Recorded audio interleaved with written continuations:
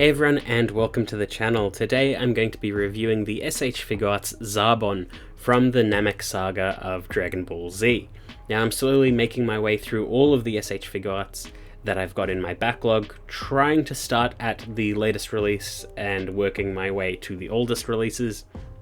So if new releases come out in between then, I'll tackle those, but whenever I don't have anything going on, I try to review some of the stuff in the backlog and slowly but surely get to the earliest releases in the set, and hopefully this channel will have a massive backlog of every single S.H.Figuarts review at some point. So anyway, next up on the chopping block is Zarbon. Now this is the first time S.H.Figuarts have ever tackled the character, so while we are well and truly into the 3.0 molds at this point in time when it was released, we were still using 2.0s for a majority of figures, especially since a decent mold was already envisioned with any character that had the Frieza Force armor. And Zarbon is no exception to that, so he shares a lot in common with a lot of other Figuarts, but has a few unique things all his own. So it is the standard S.H.Figuarts format for the box, which is a clear window into the front and promo images along the front, side and back. It's pretty standard stuff, everything that you're pretty much used to, but what we're interested in is what's inside the box. So, taken out of the box, you can see Zarbon comes with 4 faces, a Scouter, a bunch of different hands, a activated Namekian 2-star Dragon Ball, an additional braid, and additional fringe. And this additional fringe is used for when he has the Scouter on, because the hair is parted slightly differently. And all of these faces allow you to remove the ear, so you can have them displayed with or without the Scouter, which is pretty damn cool. So not the craziest loadout, but a pretty good loadout with good options. But taken out of the box and put on a display, here is Zarbon. And he's always had a pretty unique look, mainly because of both his skin color and the additions that none of the other Frieza Force characters had. So the long black stockings, the sort of light purple, almost like lavender sleeves, as well as the draping cape.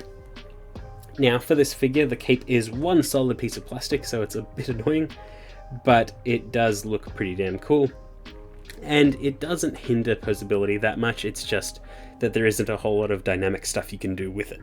But sculpt-wise, he really does read as the character. He's a little bit slimmer than some of the other Frieza Force members. I think that's most evident around his chest, but he still is pretty bulky. All of his detail work on his face is immaculate, all of the paintwork is good, and that is consistent across all of his faces, which is great, and we will be getting into that when we look at all his accessories.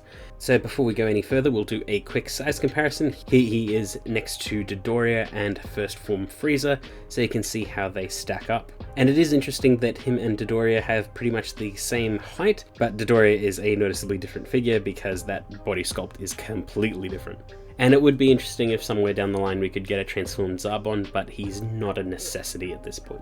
So let's jump right into posability. So Zarbon has got a ball joint at the head and neck, which allows for a decent range of motion. His ponytail can also move out of the way, so it doesn't get in the way of any action poses.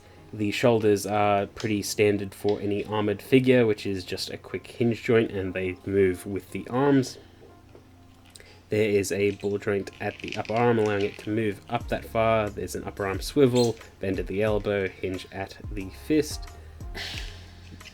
The arm can move a full 360, although the left arm on Zarbon feels noticeably tighter and squeaks when I move it, and it really scared me. You can probably hear it in this video, but ignoring that, he's got a ball joint in the upper chest as well as a waist swivel.